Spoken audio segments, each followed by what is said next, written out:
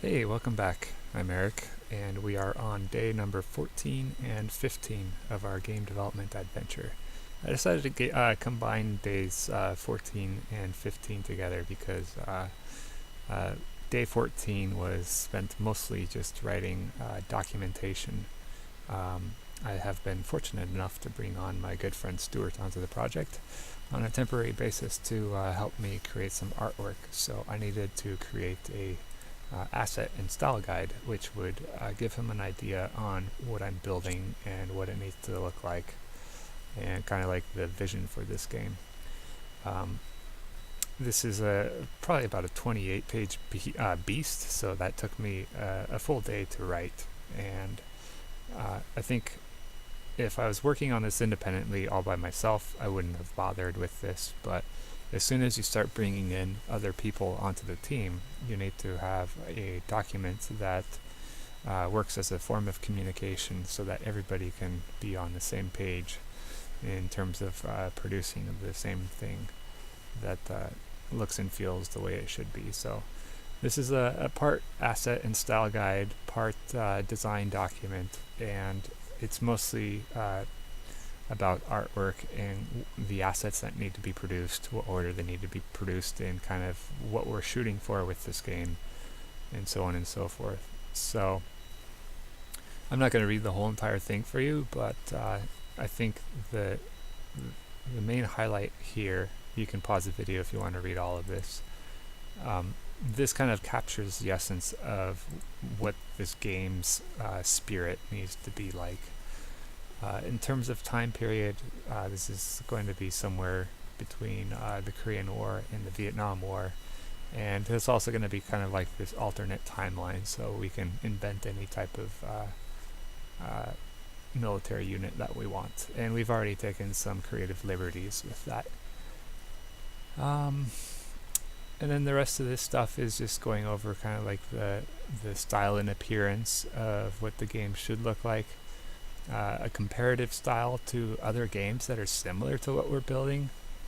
And this is, you can kind of think of this as also market research to see what other competitive products look like and kind of their standards for quality. This is an incredible looking game by the folks who did Final Approach, and they're creating a VR version of a similar styled game. And I absolutely love the art style. Unfortunately, the production values are too high for us to shoot for this. We are a two-person team with very limited time and resources, so we don't have the time, budget, personnel, and the money to produce something that looks like this quality.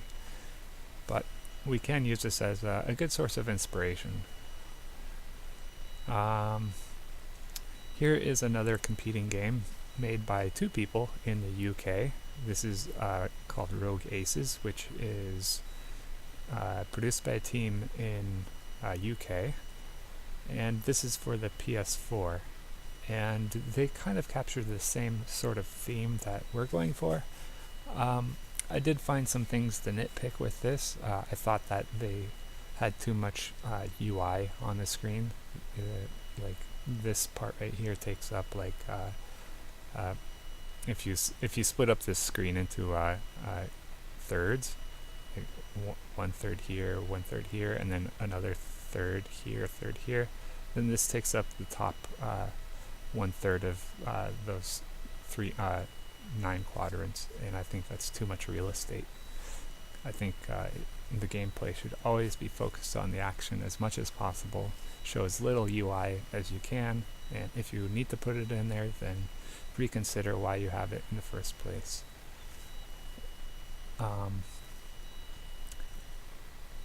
What was interesting is that some of the ideas from both of these games are ideas I've already had, and it makes me almost feel like these guys went into a time machine, jumped into the future, looked at the game I'm going to release, went back in time, and produced it. I think while that's scary to be copying other people in some ways, it's also encouraging, which means I'm on the right track. Great minds think alike, and so on and so forth. So I shouldn't worry too much. I think I'm going to have a game that's differentiated from both of these games in a pretty significant way, but the feel and the gameplay is going to be somewhat similar.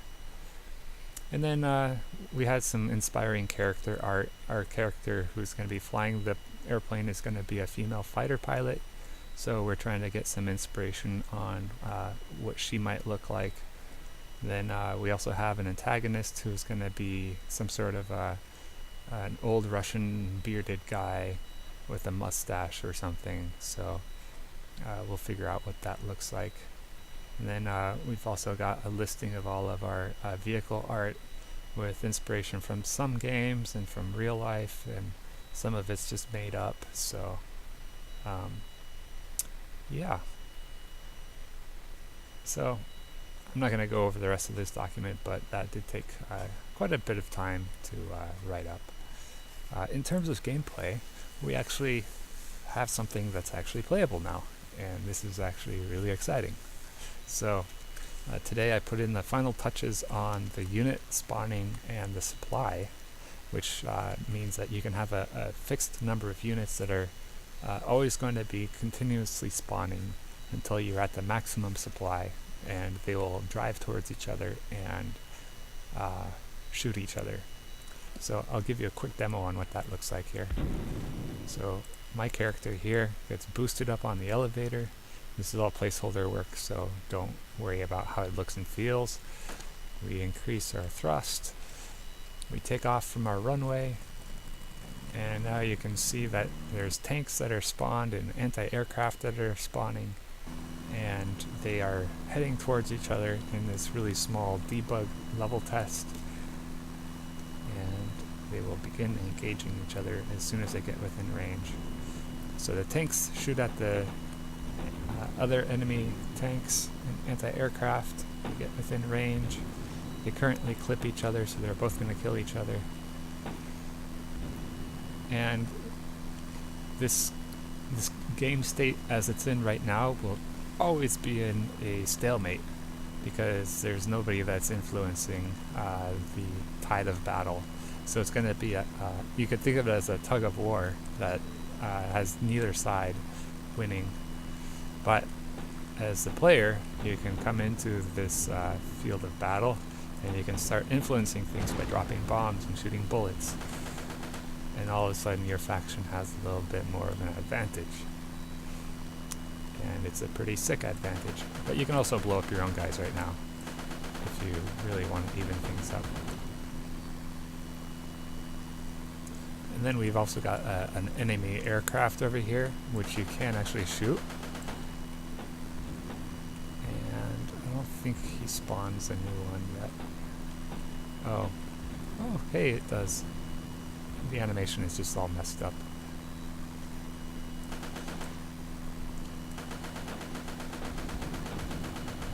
Oh, I've gotten blown up by anti-aircraft, and I'm on fire. So I don't know if I added this in yet, but usually you're able to fly back to your base, and that will heal you up and resupply your bombs, and you can fly back into battle. But in this case, it's not working anymore because I switched out the runway for this land crawler type of thing. Anyway, so we're getting a good semblance of what the gameplay should start to feel like now, and we're getting into the stage where we can actually start getting some good prototyping for the actual gameplay, and we can start iterating on some of the design ideas to get things to feel just right. The flight that we have right now is definitely not similar to real life flight. So there's no such thing as thrust and lift and all that stuff. You're just flying around in some velocity vector, and rotating will just change that direction. So theoretically you can slow down to a complete stop, and then we get blown up by the anti-aircraft. But the point there is that there's no real physics happening with our airplane yet. So that's going to change the way that the gameplay feels when we start implementing that. And we've also got this really cool leading system. I don't know if you can really see it, but the anti-aircraft over there is leading its predicted position for where it thinks the airplane is going to go, based off of the time of flight for its projectiles and its distance to the player airplane. There we go. And I want it so that when you're flying upside down and you drop a bomb, it blows up on top of your ship. But that's like much farther down the road. It's going to be very dangerous to fly head-on into the anti-aircraft because they will knock you out of the sky very easily. Another really interesting and cool feature is that I'm going to exit out of this here really quick, but we have a supply system where we can have let me show you. I put it into this supply component that I came up with, but the general idea is that you can have a whole entire list of different types of units that get spawned, and then you can set your supply limits, how long it takes for a cooldown event to happen. Once this reaches 0, then you spawn, and once you spawn you reset back to this. But we also have a priority system, so anything with a higher priority will spawn before anything with a lower priority. So our anti-aircraft tanks have a higher priority than our anti-tank tanks. And they also have double the spawn cooldown. Internally, there's also like a 5-minute delay or 5-second delay between spawns.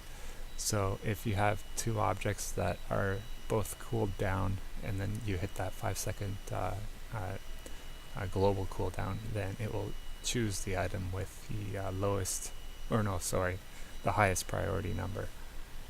So this is a cool way where you can always manage the priority levels and the cooldowns of different objects to create different themes and levels of difficulty in terms of unit composition on the map. And this is a pretty handy tool to have in the designer's handbag. Anyway, that's it for today. I don't know if it really seems like a lot of progress because one day was spent writing documentation, but I think we should start to expect to see some pretty significant visual improvements to the overall game world.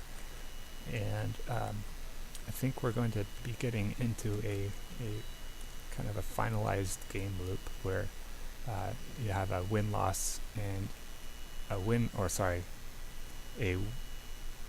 objective where you can actually win the map, and also a loss condition where you can lose if the enemy's tanks get within range of your headquarters and can blow it up. So I am pretty excited to see where this game goes. I think it's also worth noting that as an independent game developer, you also have to think not just about the production of a game, but you also need to think about I guess the big picture on how people are going to find the game, where they're going to play it, how you're going to tell people that the game exists, etc., etc. So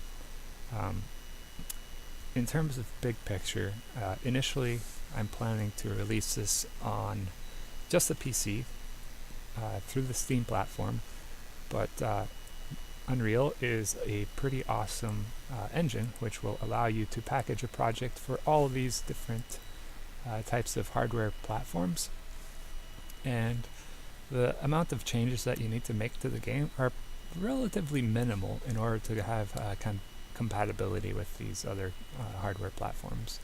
So we can support lots of different hardware platforms, so you could theoretically play it on your PC, on a tablet, possibly on a phone. I'm not sure if I want to do that.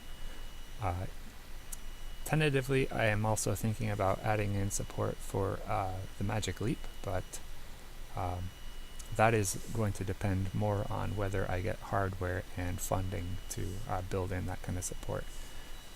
If I did get support for the AR hardware platform, then that would also fundamentally change the underlying design of how this game is built. So right now, it is pretty much a side-scroller game where units move on a single plane towards the other unit's headquarters and attack anything along the way. But if I did build this for AR, then the unknowns would be the shape of the level or the map that is the game field, and it would also have to be a three-dimensional game instead of just a 2D plane as it is now. So that would add a couple different layers of complexity. But in theory, it could be a lot of fun because you would control the airplane with a handheld motion controller, and you would run around your living room dodging anti-aircraft fire and shooting tanks and infantry that's hidden behind furniture and so on and so forth. So it could be a lot of fun. So I'm keeping an open mind in using that as a possible direction that I could go. The reality is, though, that the Magic Leap hardware has only been out on the market for about 4 months. I think it's pretty expensive, something like $3,000 for a headset. So the size of that market is almost well, it's small enough to consider it to be zero. So if you release an app today for the Magic Leap and you did it perfectly, you could probably expect about 0 to 10 sales. So in terms of whether it's worth expending that effort to build content for a platform where you have zero market, it's not worth it. So the only way that I would ever build in support would be if I actually get external funding from either Magic Leap or some other sponsor. But I am keeping that in mind as a potential option, and that is influencing some ideas that we put into the game. So we're going to be avoiding as much black color as possible. So with augmented reality, black is just the absence of color, so it shows up as transparent rather than black. So anything that is colored black will just be invisible in AR. So the key here is to just have everything be nice, brightly lit like this, and avoid dark colors as much as possible. I think that's it. This is a relatively long video, so until next time, thanks for watching. I'll see you later.